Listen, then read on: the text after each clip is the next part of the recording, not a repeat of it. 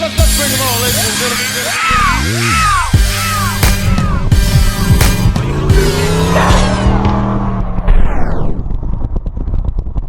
So I'm here with my man Mike at T&T Speed, and short story. Funny thing is, like, I don't know if you remember this, Mike, but I ran into you at out there in Joliet at Winter Circle, and had a real nice conversation with you.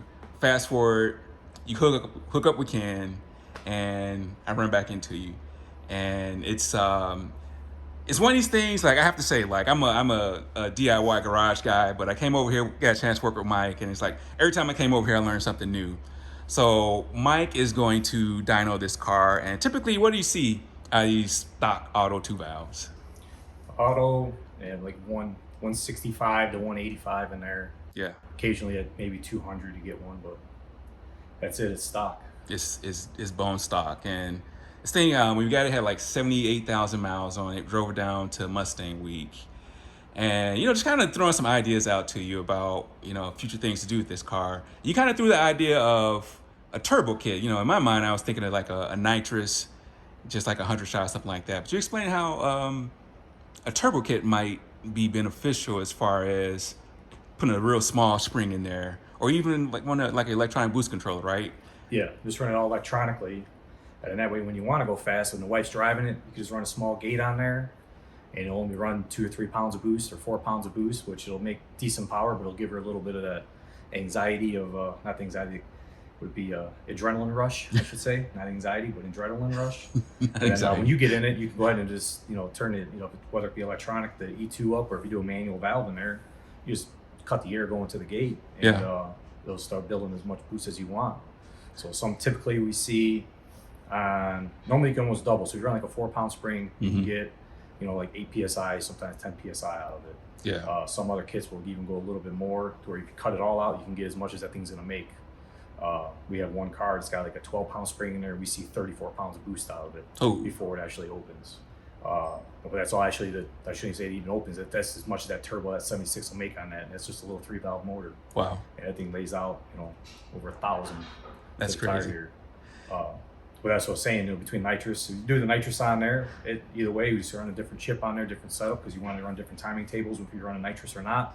So I was explaining the wall, at the track, you may have to re-upload, unless we just do like a different style chip in there where you can just go in and run his own. He can even do the HP tuners. He can do himself, where he can plug in there, keep his laptop with him, and he can switch real quick between them, or do the SCT stuff on there. With the turbo on there, you don't have to worry about doing nothing, because if we did something like that, it would be set up for gas, set up for E85, or set up for just C10 or C12, right? Whatever you want to do, go to the track, because then you can run pretty much all the timing at the world. And on the dynos, from 93 octane to the race gas, even E85, we have seen between 15 to 30% increase to the tire. Wow. Just with fuel changes. Yeah. So depending on how fast you want to go, but also keep in mind, this is just it's just a little 2-valve. So how far it's just you a want to little 2-valve, right? So you said you was doing some work on a 3-valve. You have small blocks in here. Like what all kind of work you do here? We do turbo kits, nitrous stuff, supercharger. I got full chassis builds. We can do full chassis. I got the tubing bender, notcher, obviously the dyno, full tuning. We got 3 racks in here. The only thing I got away from is doing any paint and body. I sourced that out to a couple of different shops, but from full-on street cars like this to, we got a 1970 Dodge Charger in there that's going with a 440 big block, Vortec passing supercharger on there, 9-inch. It's mini tubbed, and it's be sitting on 29-inch tall, 15-inch wide wheels on the back, slammed on the ground, be 4 inches off the ground. So from stock to your wildest dream. Yeah, we got a street car in here that's going to make well over 1,100. See, it's a notchback, and it's make 1,100, and it's a street car. So that's the one thing you have to understand about Mike. He's like 4-digit club or bust. Like, I talked to him about like 600 rear horsepower. He's just like, yeah, that's fine. But wait until you get to that 4-digit, then you talk to me. No, we do all that. It's just it's what can be afforded, and where realistically, where's it going to go? If the people watch you, they watch Ken's stuff, and you know, like we're on his stuff, you know, we get up and we're out of fuel. So we do a fuel change on Ken's, go down to C12 in his car, and boom, that we're right back up to where it needs to be. But you know, it's all where you want to be and on the street. You know? Yeah. So if you're on E85, we could push it. We could push a lot. We push the envelope, but we got to have a fuel system. Got to have the fuel system supported. You know, so if you're running a factory computer on there, we can tune a lot of it, but a lot of times you want to do aftermarket. You know, just because we get these injectors, they get so big that it's idling is going to be somewhat of an issue sometimes. So just try to keep it in the realm we're going to be. It's going to be a street car, and we can do a turbo or nitrous on there. You know, if you're worried about intake temps, you can put meth injection on. We got cars that run meth injection after 7 pounds. The meth injection kicks on, starts spraying in, and keep it cool. You know, it's it all depends on the checkbook. So this is a Mustang dyno. So could you explain? Because there's like a couple of different dynos, right? You got Mustang, you got Dyno Jet, and you got there's a super chip, whatever out there. If you want to make people happy, they tell you not to get a Mustang dyno. If you want to tune a car, they tell you I've done a bunch of research and so forth, and people argue back and forth. And some of the best tuners in the world, they use the Dyno Jet ones, and they love them and they work. It's just I use the Mustang dyno. My buddy has one, so I just went with them just because it's real world. It loads the car. I can unload the car. I could do simulation tests. Not say all those can't, but you look at the real world with everybody, and it just seems like there's more Mustang dynos out there. And then you get to the mainline one, the hub dyno stuff now, which is a whole new realm, and which we're looking at possibly even upgrading just to have something like that on hand. But it's a big check you got to write for that. So we'll see what happens here in the future. See where it goes. All right. What's the best way people can get in contact with you? Through Facebook, be T&T Speed on there, I believe. Instagram is just T&T like dynamite, T&T Speed right up there. The website, it'll lead you to a website on there. It's not 100% up and running yet. And then, or even just, you know, a business card or just right off the phone. You know, if you search in T&T Speed and Customs Inc., it'll pop up right on the Google there. Usually one of the first ones it'll pop up. But yeah, between Facebook or Instagram, shoot a message over there, and typically get it back with you within 4 or 5 hours. Not always. It's just a one-man shop, so I'm not sitting there on social media all day long. So no time for that. Yeah, and you can look on there. That stuff has been updated. Some of the stuff hasn't been updated since this past summer. Yeah. You know, some of the last stuff on there was Ken's stuff on there, and that's been years ago. So now I'm actually gonna have to put the Walt No stuff on there today. So SM95power.com. Yeah. If you're in the Chicago, even if you're not in the Chicagoland area, you know, Mike's a real cool guy. He's easy to work with. I have to say, like, some of these tuners are real arrogant out here. Mike is a down to earth guy. Like, came in here and Mike treated me like family. So definitely check out Mike. We'll put the link somewhere down here for his information, and let's get this thing rolling and see what it makes.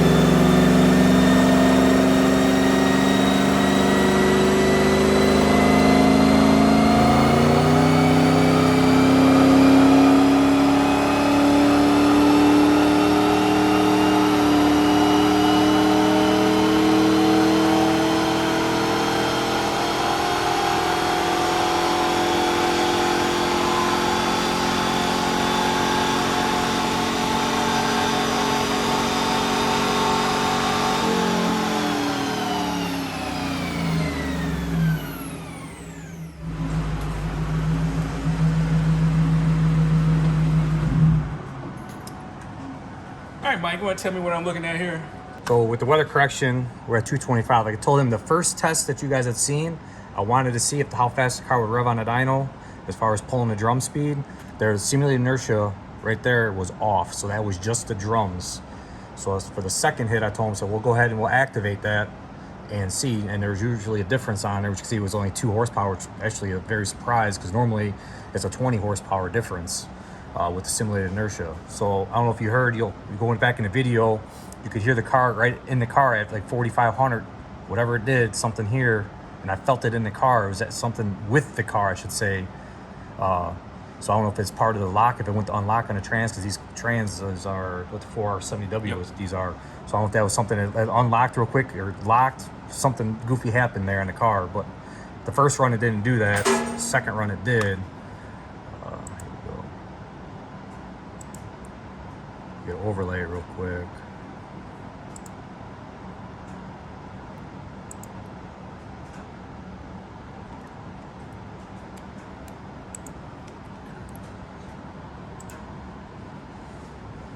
So with the overlay, we can see that it didn't, the first time, so with the overlay on the first time, you can see it didn't do that right here. Yeah. So, but with simulated inertia, you can see where when it's happening higher RPM, this is without simulated inertia, and here's with the inertia. So actually, inertia is, you're pushing the car with a load on a dyno as what it would be on the track or the streets at a given RPM and rate, which says this car at 50 miles an hour takes 13.8 horsepower to keep it moving, and that's how they base it on. And that's that vehicle weight, and that's where the inertia comes in at. All right, so what do you think for a baseline with this car? I know I'm kind of leaning towards nitrous. I know you're swaying me towards a turbo kit. And like, we were just having this conversation off camera. It's like by the time you put together a proper turbo, a proper nitrous kit, you're looking at basically a cost of a on-3 kit. Yeah, but you're also, like we said too, depending on the fuels and horsepower range, you may have to do injectors. There's only 19 pounders in there. So if I have something laying around the shop here, it's something we can go ahead and swap out. But if we don't, then as you're purchasing that, I do like on the these cars, I do like to run return style fuel systems. So that's another thing we have to look at doing, swapping this tank out, or actually just even the hat system on here. Right. You do like behind bars or something just to get a return in there. Just because it's the tunability and is relying on a computer to adjust fuel pressure and so forth. It's just, I'd rather have an external regulator on there and automatically 1.1 once it starts getting in the boost. We have no issue with that. Yeah. So there is some more added cost on there, but like I said, it's everybody. In the long run, what do you want? Do you think you want more? Because with the 100 shot, you want more, so you can get so far. When you do a 100 shot, that it's going to throw you back in the seat. It's all crazy, and it's not. You need to get to that 200 shot, 250 shot, where you feel the kick of like a turbo freight train rolling in, or even a supercharger kit. So, ultimately, I always envisioned this being like a low 12. Really like a low 12 second car, like a 12-1. I got a 117, 118 miles per hour, something like that. well, with this transmission in there, doing a little bit of tuning on there, changing converter out, just to get it going, and then getting it locked up, because it will lock with the 470. We can lock that, and then changing the rear end on there. Right now it's 327, so 327 is actually a pretty decent turbo gear. Yeah. So you do nitrous gear, you don't want to do 373s or even 410s in there, which on the RPM on your highway, you're going to lose quite a bit. So you say 75 mile an hour with the 410s in there, you're probably going to be 2,500 RPM, 2,600 RPM. Yeah. Where you would retain the whole drivability whether you did the supercharge. Supercharger should actually go up to like 355s, 373s on this. But leave it the way it is. You just change the camshaft, tune the converter out, and just put a turbo on there. See what happens. All right, great. Hey, Mike. We'll go for a ride. We'll go for a ride. We have all three. You have all three? We got nitrous, we got turbo, and we got supercharger here. We'll go for a ride, and you'll be. You can pick. Well, I'm gonna actually have to bring Kim out here and go for a ride and see what she says. But hey, Mike. Hey, like I said, every time I come out here, man, you treat me well. You always educate me on something new, and I appreciate your time. So T&T Speed, make sure you hit up my man Mike. If you're in the area, even if you're not in the area, hit up my man. He's got plenty of workspace out here. So if you need to trail your car for any kind of work, send it to him. So we'll get this car back to the house and go over a couple of things. But wait, there's more. All right, we got a little bonus time for y'all. Mike is actually going to throw a quick tune on here just to see what this car does with just a little tweaking.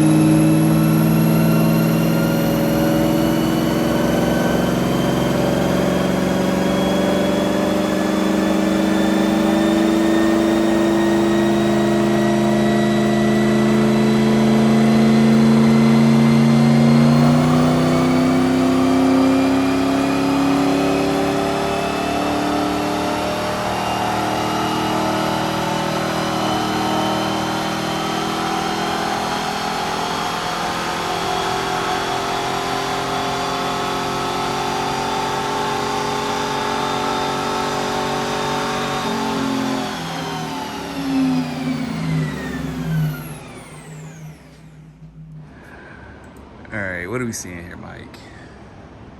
So based on preliminary, just putting the base tune in there, we still have that little bit of an issue right here, but it's moved up further. Yeah. So based on data logging, you can find out what that is.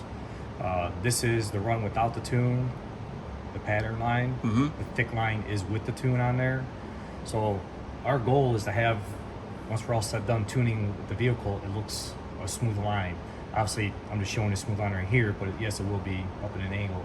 But we picked up, according on here, preliminary 7 horsepower already, and then here we can go right here to results. So this was the first run. So yeah, we picked up horsepower, and then the torque. We actually is saying at the peak torque we lost. At peak torque saying we lost, but that was a spike up here. Yeah, that's that spike it's looking at. And it spiked here, but if you look on the entire curve, we Throughout actually the curve is more. We Yeah. have more all the way through. So we go here to wheel torque over there. So let's say at this point right here, we're at 243, and down here, so it's 10 foot-pounds of torque almost through the entire Yeah, curve. it picked up across the yeah, board. all the way across. And then horsepower-wise, It really picked up top. horsepower would be the same. So yeah, and this is preliminary. So now the goal is to go in and start smoothing everything out. But hey, this is a start for him, and then he can pick his poison with his power adder, and then we'll go in and redefine everything and make it all nice and pretty. But we just want to show real quick with just a base tune, the difference from the factory to a base tune starting can pick you up horsepower and torque wise. Now this, you stopped at 55. This thing kind of fell flat, what, around 52, 53?